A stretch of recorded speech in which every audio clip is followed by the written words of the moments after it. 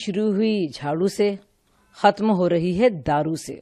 अब दूसरी बात हेमंत सोरेन जी की, कम से कम उनमें इतनी तो शर्म थी कि जब उनकी गिरफ्तारी हो रही थी तो उन्होंने इस्तीफा दिया।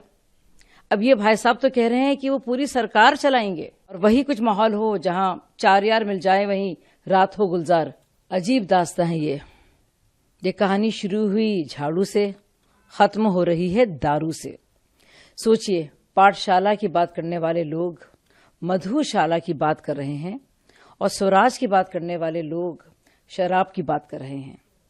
और अन्ना हजारे जी के जो दो बुनियादी उसूल थे वो था भ्रष्टाचार से लड़ाई लड़ना, एक सच्ची लड़ाई लड़ना, और दूसरा एक बहुत ही जरूरी एक जंग उनकी थी, वो शराबखोरी के खिलाफ थी, शराब माफिया के खिलाफ थी, शराब सेवन के खिलाफ थी और शराब पीने के खिलाफ थी।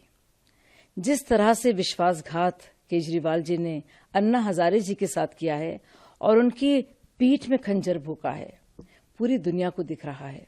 और इसीलिए अन्ना जी ने भी कहा है कि इस पर गहन से गहन जांच होनी चाहिए। तो क्या गोपाल जी अब ये कह रहे हैं कि अन्ना जी की बात को ना माना जाए, जांच नहीं होनी चाहिए?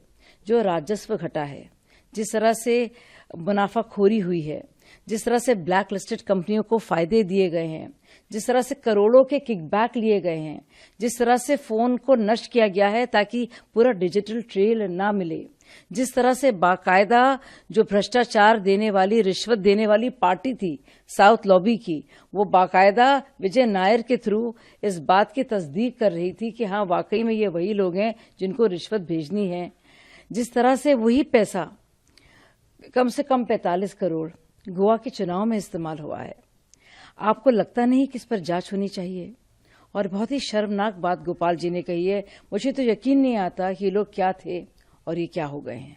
दो महत्वपूर्ण बातें, जिन जिन लोगों के बारे में अरविंद केजरीवाल जी ने अन्ना हजारे आंदोलन के दौरान और उसके बाद भी बहुत ही संगीन न सिर्फ इल्जाम लगाए थे बल्कि बाकायदा भ्रष्टाचारी कहा था, बेईमान कहा था, कट्टर बेईमान कहा था और कई कई बार कहा था, और जिनके खिलाफ उन्होंने बात की थी न सिर्फ जांच करने की बल्कि कड़ी से कड़ी सजा सुनाने की, अब वो सारे लोग मिलकर उन्हीं अरविंद केजरीवाल जी के बचाव में आ रहे हैं। बहुत ही अजीब सा लगता है, हैरत होती है मुझे।